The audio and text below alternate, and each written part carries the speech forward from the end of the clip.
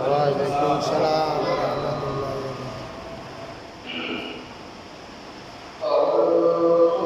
রাহমাতুল্লাহি ওয়া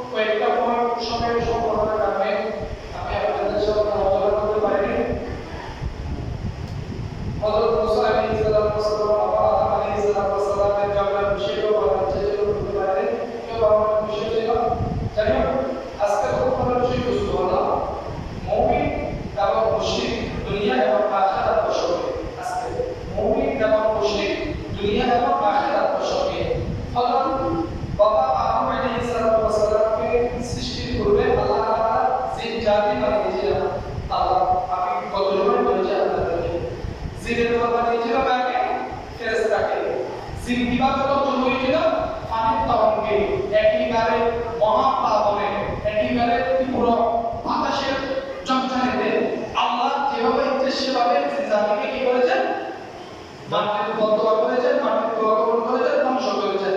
এরপর কাকে বানিয়েছেন বলেছিলেন? ফেরেশতাকে। ফেরেশতা তারপর কাকে বানিয়েছিলেন? বাবা আদমকে। ফেরেশতা ওই জিন্নাত থেকে একজনকে রেখে দিয়েছিলেন, যিনি বাবা আদমকে কি করেছিলেন? গুমগুম খাওয়া হয়েছিলেন। ওই একটা জিন জাতি থেকে আমরা যাই হোক ওটা বিষয় না। তো হযরত বাবা আদম আলাইহিস সালাম তো আল্লাহ মনোনীত প্রিয় নবী ছিলেন। কি ছিলেন? নবী ছিলেন। পৃথিবীর সর্বপ্রথম আদম সন্তান ছিলেন, ঠিক না? তাহলে পৃথিবীর সর্বপ্রথম আদম সন্তান হওয়ার পরেও পৃথিবীতে সর্বপ্রথম মুমিন নবী আসার পরেও এখানে মুশরিক পাওয়া, মুশরিক আসলো কোথা থেকে? একটা প্রশ্ন আছে, মুশরিক কোথা থেকে আসলো? এই মুমিন এবং মুশরিক দুনিয়া এবং আখিরাত এটাকে পৃথক করে দেওয়ার জন্য আস্তাগফিরুল্লাহর মধ্যে পবিত্র কালামে কোরআনের সূরাতুল ফুরকানের 17 নম্বর আয়াতের মধ্যে আল্লাহ তাআলা ইরশাদ করেন, বিসমিল্লাহির রহমানির রহিম ওয়া মা ইয়া'বুদুনা মিন দুনিল্লাহি ফায়াকুলু আ'antum adlaltum ibadi